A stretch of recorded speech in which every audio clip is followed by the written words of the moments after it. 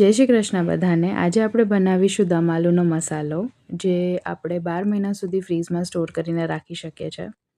સૌથી પહેલાં લીધા છે તલ. 4 ચમચી જેટલા તલ લીધા છે, જે આપણે શેકી લઈશું. પછી લીધા છે મગજતરીના બિયા, એ પણ લગભગ 4 ચમચી જેટલા. ધાણા, કાળા મરી, આ બધા જ મસાલા તમે તમારી સ્વાદ અનુસાર એડ અને ઓછા કરી શકો છો. પછી લવિંગ લીધા છે, જીરું,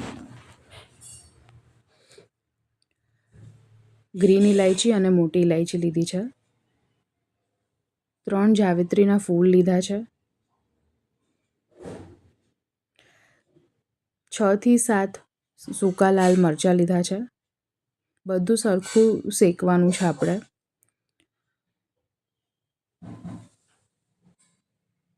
મિક્સર સરખું શેકાઈ જાય પછી એને રૂમ ટેમ્પરેચર પર ઠંડુ થવા દેવાનું છે. ઠંડુ થયા બાદ આપણે એને મિક્સરમાં મિક્સ કરી દઈશું.